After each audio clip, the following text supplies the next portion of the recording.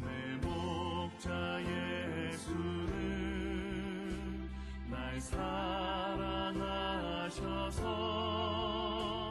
그 피로 나를 씻으사 온전케 하셨네.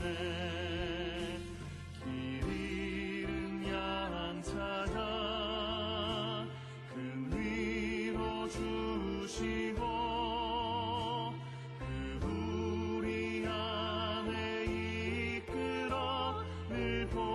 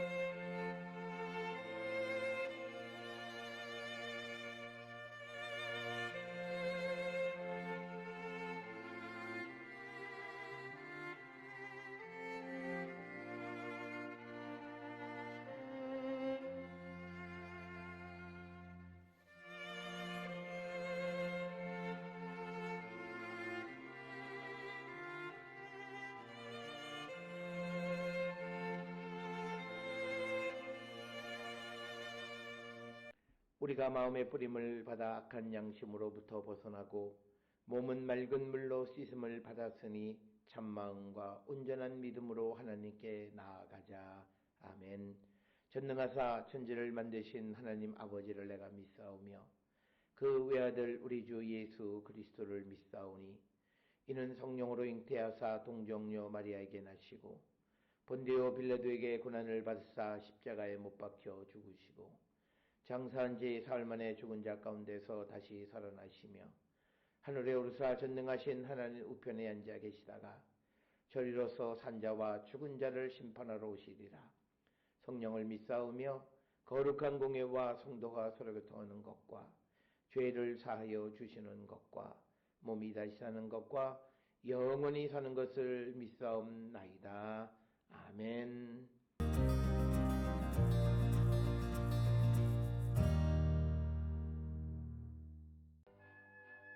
욥이 대답하여 이르되 내가 힘없는 자를 참 잘도 도와주는구나. 기력 없는 팔을 참 잘도 구원하여 주는구나. 지혜 없는 자를 참 잘도 가르치는구나. 큰 지식을 참 잘도 자랑하는구나. 내가 누구를 향하여 말하느냐? 누구의 정신이 내게서 나왔느냐? 죽은 자의 영들이 물밑에서 떨며 물에서 사는 것들도 그러하도다. 하나님 앞에서는 수월도 벗은 몸으로 드러나며 멸망도 가림이 없습니다. 그는 북쪽을 허공에 펴시며 땅을 아무것도 없는 곳에 매다시며 물을 빽빽한 구름에 싸시나 그 밑에 구름이 찢어지지 아니하느니라. 그는 보름달을 가리시고 자기의 구름을 그 위에 펴시며 수면의 경계를 그으시니 빛과 어둠이 함께 끝나는 곳이니라. 그가 꾸짖으신즉 하늘 기둥이 흔들리며 놀라느니라. 그는 능력으로 바다를 잔잔하게 하시며 지혜로 라합을 깨트리시며 그의 입김으로 하늘을 맑게 하시고 손으로 날렵한 뱀을 무찌르시나니 보라, 이런 것들은 그의 행사의 단편일 뿐이요 우리가 그에게서 들은 것도 속삭이는 소리일 뿐이니 그의 큰 능력의 우레소리를 누가 능히 헤아리랴.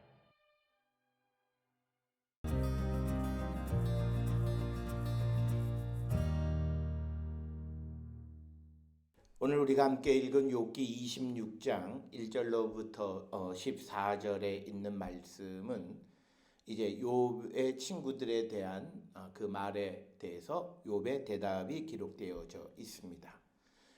오늘 주시는 이 욥기 26장의 말씀은 크게 두 부분으로 나뉘어지는데 1절부터 4절에서 욥은 빌닷의 충고가 잘못됐다. 그러면서 그 빌닷의 충고를 거절하는 내용이 기록되어 있고 이어서 5절부터 14절까지에는 하나님의 위대한 능력을 찬양하는 부분으로 기록이 되어져 있습니다. 마찬가지로 26장 1절도 항상 새로운 것이 시작할 때 누가 대답하여 이르되 라고 하는 그런 표현이 그대로 기록되어 있습니다. 그래서 욥이 대답하여 이르되, 그래서 욥은 수아 사람 빌닷의 말에 대해서 이제 대답하는 것이 이제 26장에 기록이 되어 있다라고 하는 겁니다. 그러면서 2절에서 욥은 수아 사람 빌닷에게 수사적인 질문을 합니다. 항상 이 수사적인 질문이라고 하는 것은 욥기나 잠언이나 이런 소위 지혜 문학에서 반문하는 질문을 통해서 그가 하는 말이 잘못되어졌고 그 스스로 대답을 찾아가게끔 하는 그런 방식이고 이런 방식은 예수님께서도 비유의 말씀을 하실 때에도 많이 사용했던 그런 방식 가운데 하나입니다. 그래서 2절에 이 수사적인 질문이 제기되어져 있습니다.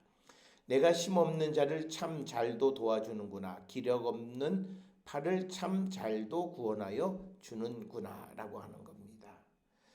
그래서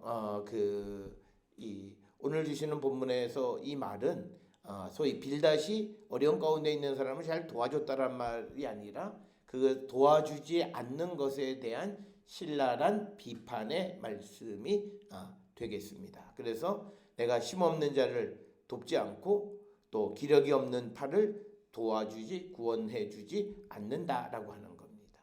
이 말은 어려운 가운데 있는, 즉 욥은 자기 자신을 빗대어서 여러 가지 억압된 환경 속에 있는 자기를 도와주기보다는 빌닷뿐만 아니라 친구들이 여러 가지로 오히려 더 욥을 고통 속으로 몰아넣는 그것에 대한 신랄한 어떤 비꼬음으로 빌닷을 비난하는 것이 되겠습니다.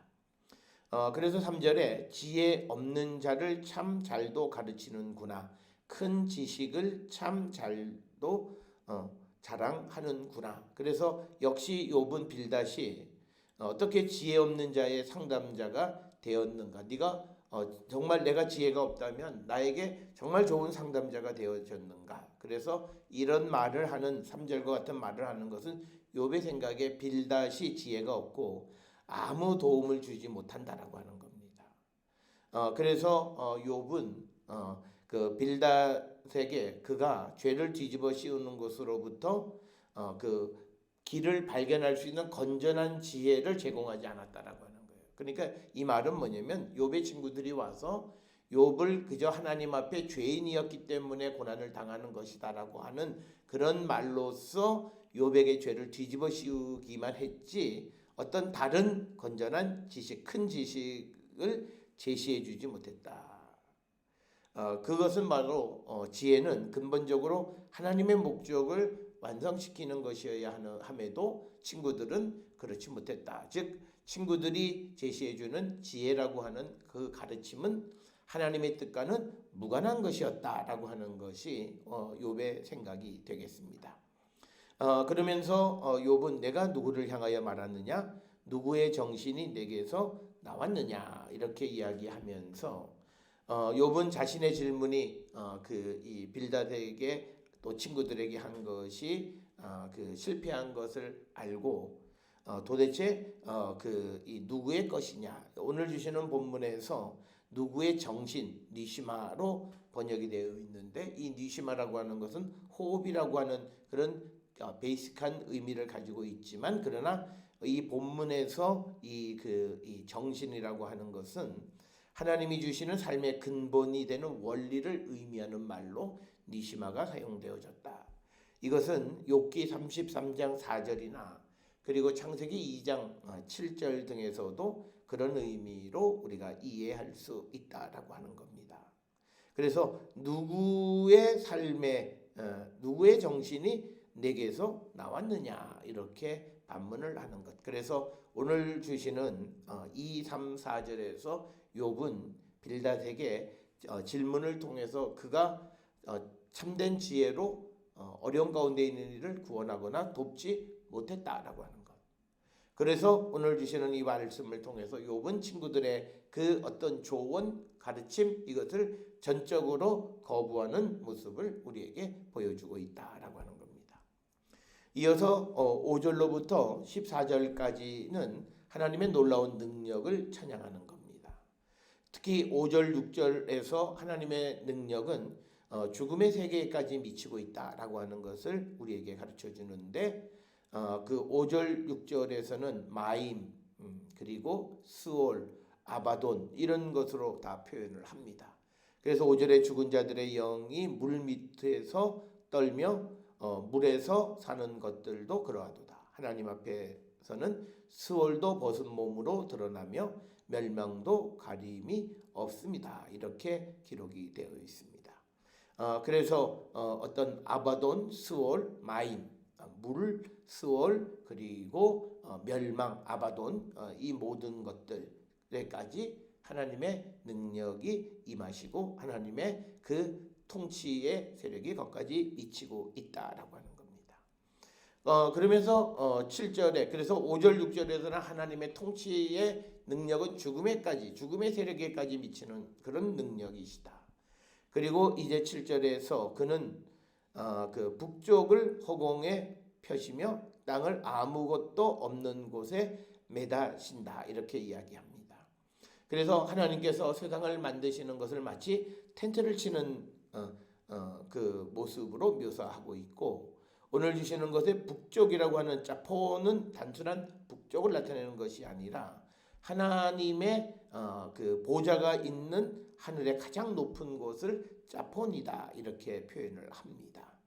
그래서 그는 하나님이 계시는 가장 높은 곳에 그곳에 어떤 허공에 펴시고 텐트를 치고 땅을 아무것도 없는 곳에 매다신다라고 하는 겁니다.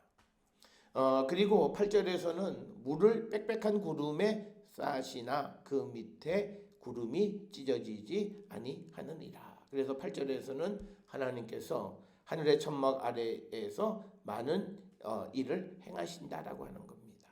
그리고 하나님은 물을 빽빽한 구름으로 싸셨고 그 구름은 찢어지지 않았다.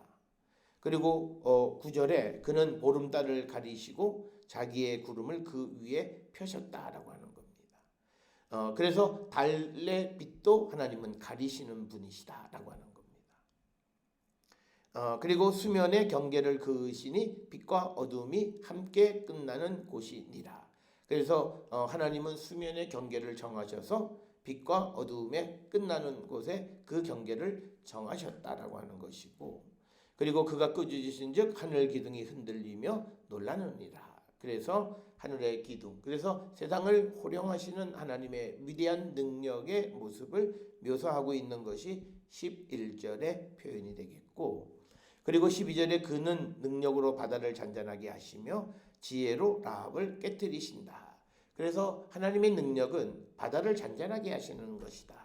그래서 우리가 욥기 1장에 나타난 것이거나 또는 예수께서 풍랑에 있는 뱃속에서 바다를 꾸짖으심으로 바다를 잔잔하게 하셨을 때 사람들이 이가 누구이게 바다가 또 바람이 그의 말씀에 순종하는가라고 하는 것은 바로 이런 사고, 하나님은 바다를 잔잔하게 하시는 분이시다라고 하는 거고, 그리고 지혜로 라합을 깨뜨리셨다라고 하는 겁니다.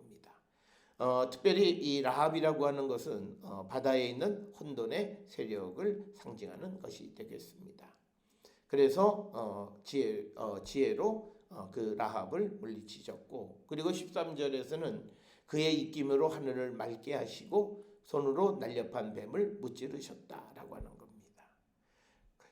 그래서 지속적으로 바다에 있는 혼돈의 세력인 라합, 그리고 육지에 있는 뱀, 사람을 물고 또 유혹하는 뱀, 이런 것들을 제압하시는 하나님. 그리고 14절에 보라, 이런 것들은 그의 행사의 단편일 뿐이요 우리가 그에게서 들은 것도 속삭이는 소리일 뿐이니 그의 능력의 우레소리를 누가 능히 헤아리랴. 그래서 하나님의 놀라운 능력은 사람이 헤아릴 수 없고, 우리가 들은 것, 본 것은 그것의 단편일 뿐이다, 하나님의 능력의 한 부분일 뿐이다 라고 말하면서 하나님의 위대한 능력에 대한 언급이 오늘 주시는 26장 5절로부터 14절에 나와 있는 말씀이 되겠습니다. 오늘 주시는 본문을 통해서 욥은 친구들이 말하는 것, 친구들이 가르치는 지혜가 옳지 않은 것이다. 그리고 그러면서 그는 하나님에 대한 능력, 하나님을 찬양하는 그것으로 26장의 이야기를 마무리하는 것을 봅니다. 우리도 세상을 살아가면서 비슷한 유사한 그런 것을 통해서 우리를 돌아보는 것이 아니라 진실된 하나님의 진리의 말씀을 통해서 우리를 성찰할 수 있는 영적인 능력을 기를 수 있는 우리 모든 성도들이 될 수 있기를 주의 이름으로 축원합니다. 기도하시겠습니다. 사랑과 은혜가 충만하신 아버지 하나님, 오늘 욥이 자기 친구들의 말을, 충고를 거절하는 것을 봅니다. 주님, 그가 그렇게 거절할 수 있었던 것은 그는 하나님에 대해서 분명한 고백이 있었기 때문입니다. 주여, 우리도 하나님과 예수 그리스도에 대한 온전한 믿음의 고백을 통하여 세상의 말에 우리가 유혹당하지 않는 거룩한 백성이 되게 인도하시고 복내려 주시옵소서. 예수님의 이름으로 기도드렸사옵나이다. 아멘.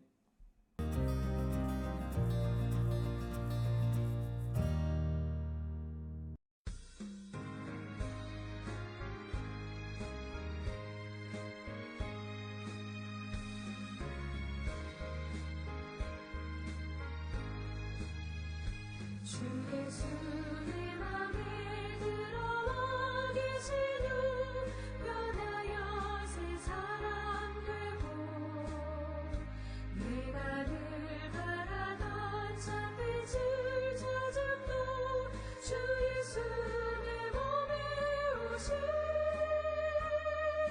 주 예수 내 맘에 오신 주 예수 내 맘에 오신 물밀듯 내 맘에 기쁨이 넘치는 주 예수 내 맘에 오신 주 예수 내 맘에 들어와 계신 후 망령된 행실을 끊고 머리털보다 더 많던 내 죄가 은보다 더 희어졌네.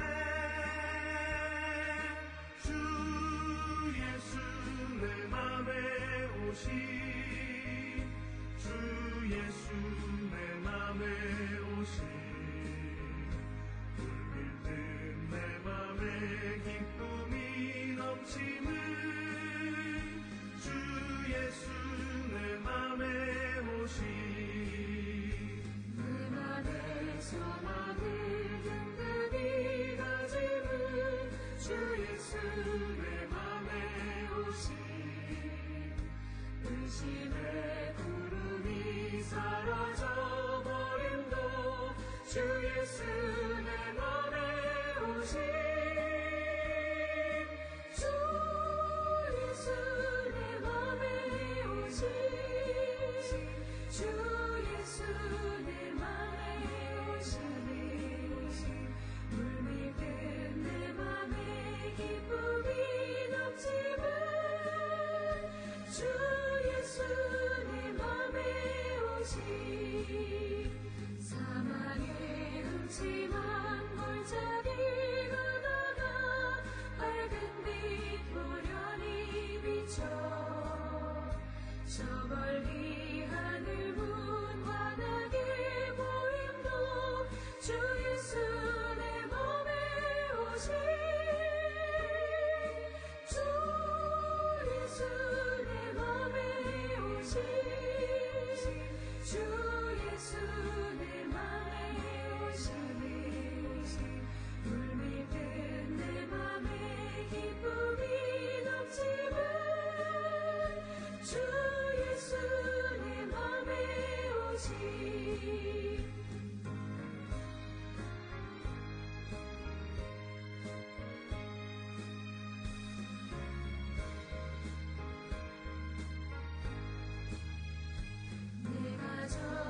산성에 올라